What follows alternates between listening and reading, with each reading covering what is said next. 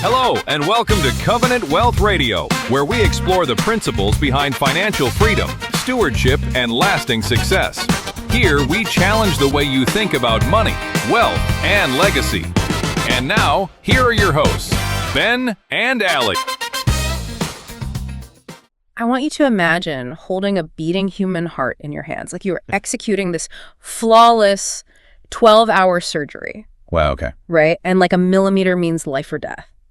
And you don't even break a sweat. You're just absolute precision under the highest possible stakes. Mm-hmm. Now imagine that same surgeon going home, walking into the kitchen and seeing a bank statement on the counter and just having a full-blown panic attack. Yeah. Makes muddy rational sense, right? But I mean, it happens every single day. It does. It's honestly one of the most baffling realities of human behavior.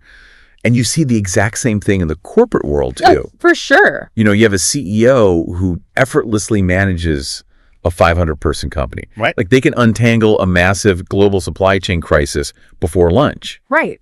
But then you look at their personal investment portfolio, and it's just a chaotic mess of random stock tips. Yeah. Like they haven't updated their estate plan since their teenagers were in diapers. The discrepancy is just wild to me. Like, how can someone be so demonstrably brilliant and, so disciplined in one arena and then completely paralyzed in another? Yeah, well, that is exactly what we're getting into today.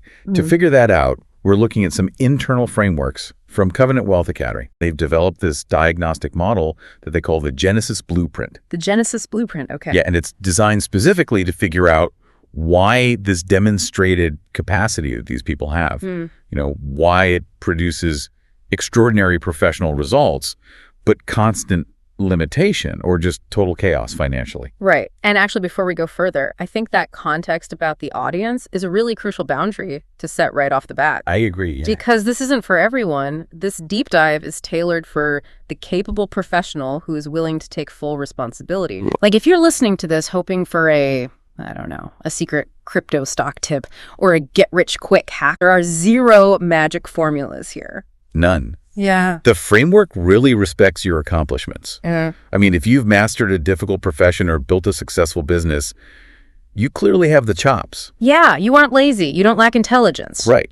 But it demands that you examine your own assumptions about why those chops are failing to translate into financial order and freedom. Which is exactly the paradox we're exploring today. Like, your professional success is absolute proof of your capacity. Right. The capacity isn't missing. No, the capacity is there. So why is there constant friction? Well, and Actually, wait, I have to push back here, though, because you're looking at these highly capable people, and my immediate thought is like, well, why can't they just outwork it? When a CEO hits a wall in their business, they hustle.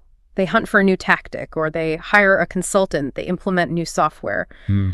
Why doesn't that brute force approach work for their finances? I mean, if an executive has a messy portfolio that almost just sounds like a fancy excuse for simple procrastination, like, why can't they just hire a guy to fix it?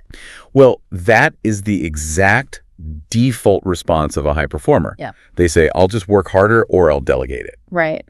But the framework makes a really fundamental argument against that. Yeah. It says that lasting results do not begin by changing behavior or finding a new tactic. They begin by changing the operating system that produces the behavior. Okay. Unpack that operating system idea for me, because that sounds like the core of the whole thing. It really is.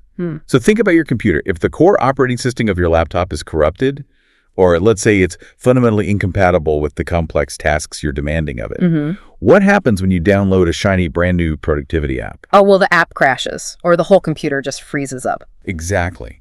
Because you cannot patch a flawed operating system with a shiny new app. Yeah, that makes sense. And successful people, they respond to financial frustration by trying to acquire more information. They try to earn a higher income, or they download a new budgeting tool, or, yes, like you said, they hire a new wealth manager. They'll source it, yeah. Right, but those are just apps. They are treating the symptoms. So if your internal operating system is built around, say, survival or frantic production, just handing your money to a wealth manager doesn't actually solve the problem. Wait, why not, though? Wouldn't the manager just fix the math? Because you will subconsciously sabotage the manager's plan. Their long-term strategy conflicts with your short-term survival code. Oh, wow. So you just end up scaling the chaos. Right. You give bad inputs to the financial advisor, and they just execute your chaos faster. Precisely. Earning more money or finding a new tactic, it cannot correct a problem that is occurring at the operating system level. Okay, so let's say I'm that highly capable person, right? I hear this, and the light bulb goes on. I realize, okay, my financial operating system is flawed. I've been running the wrong software. Right. The logical assumption is that the exact moment I commit to changing it, like the moment I say I am taking control, Yeah. things should instantly start getting easier. Like the clouds should part right. You would hope so. I mean, that's what we all want to believe. But this framework reveals a deeply counterintuitive truth. Okay. It's actually a foundational principle of their entire model, which is chaos follows commitment. Chaos follows commitment. Yeah, That sounds genuinely terrifying for someone who is used to being in control. it is. Why does making a positive, healthy choice make things worse? Well, because a genuine commitment to change doesn't actually create the disorder. It just reveals it. So it forces you to look at it. Exactly. Yep. And the source documents use this brilliant analogy of a cluttered garage. Oh, I love this part. Paint that picture for us because it makes this concept so visceral. Okay, so we all have that garage, right? Or a closet or an attic. Oh, yeah, definitely. You've actively ignored it for 3 years. You just pull your car in as far as it'll go. You squeeze past the junk. You shut the door, and you just pretend everything is fine. Out of sight, out of mind. Exactly. It's contained chaos. Like you don't have to deal with it on a daily basis. Right. But the weekend, you finally commit to cleaning it. Yeah. The moment you say, I am taking responsibility for this space, what is the very first thing you have to do? Oh, man, you have to pull it all out. Yeah, you have to drag every single cardboard box, every broken bicycle, every piece of forgotten junk out onto your driveway in broad daylight. And suddenly your house looks 100 times worse than when the garage door was just shut. Exactly. Like you are standing there, the neighbors are walking their dogs and staring at you, and your driveway is just an absolute disaster zone. And so your commitment didn't create the junk, but the commitment demanded that you expose it. Right. And this raises a really fascinating question about the psychology of the high performer. Because this driveway moment is uniquely excruciating for the confident, accomplished professional. Why is that? Just because they aren't used to looking messy? Because they despise feeling incompetent. I mean, think about the surgeon or the CEO we talked about earlier. Yeah, they're rock stars at work. Exactly. In their professional lives, they're always the expert in the room. They always know exactly what to do. But when they drag their financial reality out onto the driveway, Yeah. let's say they finally sit down at the dining room table at 2 a.m. With like a mountain of paperwork. Right? A pile of K-1s, outdated trust documents, maybe 5 different disorganized brokerage accounts. They are staring at a formless void. They are completely out of their depth. Yeah. Like they might know how to make $500,000 a year, but they have no idea what the tax implications of these documents are. And that triggers sheer panic. They're looking at a mess that a 24-year-old junior analyst might know how to categorize, but the brilliant CEO, they do not. And the shame of that incompetence is just overwhelming. I can completely see how that happens because they don't fully understand what they're seeing, so they don't yet know what to do about it. Exactly. The urge to just shove all the paperwork back into a drawer, slam the door shut, and go back to doing what they are good at, like working 80 hours a week, must be incredibly strong. Oh, it's overpowering. Because on the financial driveway, they feel like an idiot. Right. So how does this framework suggest a person survives that driveway moment without just quitting? Well, you have to move deliberately into what the framework calls the assess phase. Okay, assess. Right? Moving from formless chaos requires light. Light simply divides truth from darkness. Right. So in practical terms, it means taking a brutally honest inventory of the mess on the driveway, but without attaching your ego to it.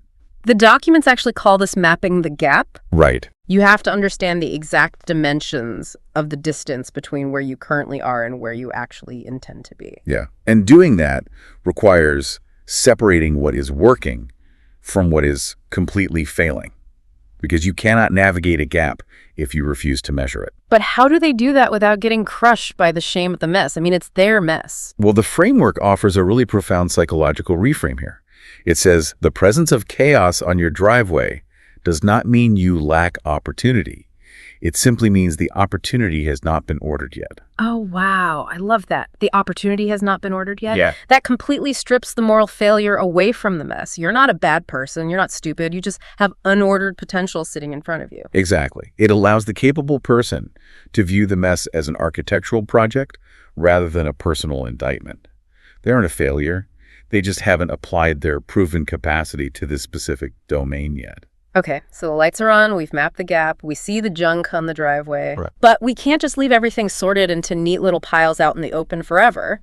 We need that new operating system we talked about earlier to actually process all of this. Right. We have to start building. And the source documents base this new operating system on a structural concept called be, do, have. Correct. Be, do, have. The core principle is that a person's identity, like who they fundamentally are, must precede their productivity. Right. The seed contains the harvest. You cannot consistently perform actions that violate your core beliefs about yourself.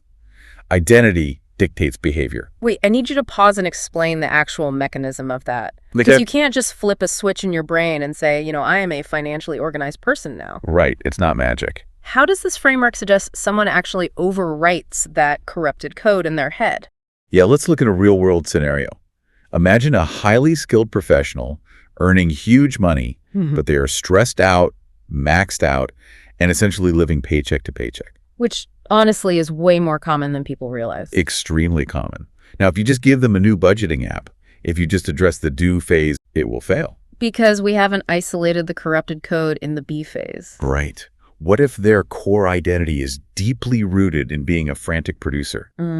What if they have this counterfeit hero mindset where they feel they have to financially rescue everyone around them? Oh, man. Like the executive who pays for the entire extended family's luxury vacations because they want to be seen as the provider? Yes. Or like the entrepreneur who keeps a failing business division afloat for 5 years, burning through their own personal savings just because they don't want to let their employees down. Exactly. In their mind, they're being noble. Oh. Their identity, their be, is the hero who carries the weight of the world alone. But as long as that is their operating system, they will subconsciously self-sabotage any financial boundary you try to give them. Wow. So they will view a strict budget not as freedom, but as a threat to their hero identity. Yes, perfectly said. It's a threat to who they think they are. That is fascinating. So the capability isn't the issue at all. Like earning massive revenue requires immense capability, but that capability is operating through a flawed framework. Right. So how do they overwrite the hero code then? By consciously shifting their identity from a frantic producer to a system steward. The system steward. Where the framework insists the sequence is absolute. You must first fundamentally be the steward. So what does being a steward actually mean in this context? Because that's a word people throw around a lot. Well, a frantic producer believes they are the engine. If they stop running, everything dies. Yeah, they carry it all. But a systems steward believes they are the architect. Their job is to build and manage a system that eventually runs without them. Okay, I see the difference. If you are succeeding brilliantly in your career, but you feel completely trapped, panicked, or chaotic when it comes to your wealth, you do not lack capacity. You clearly have immense agency and discipline. But you almost certainly have a hidden mess in the garage. And more importantly, you are running an operating system that was fundamentally designed for frantic survival, not for architectural stewardship. Yeah, the friction you feel is just a symptom. The root cause is the framework you are using to operate. Exactly. Now, look, we obviously aren't going to resolve a lifetime of corrupted code in a single deep dive. No, definitely not. And we certainly aren't going to give you a quick checklist to fix it all by tomorrow morning, because remember, chaos follows commitment. The very next step for you is the uncomfortable work of stepping out onto your financial driveway, turning on the light, and mapping the gap without shame. It's diagnostic work. It requires honesty above all else. Absolutely. But as you start that process, I want to leave you with a different angle on our central question to chew on. We've spent this entire time talking about how your operating system affects you, right? Like the stress it causes you, the panic attacks it gives you. Yeah. But look at your own life and ask yourself this. What operating system is producing your financial results right now? And maybe even more importantly, what behaviors are you silently passing down to the next generation who is watching you manage this chaos? That's the real question. Like, are you building a self-sustaining system they can inherit, or are you just teaching them how to be really, really good at surviving in the wilderness?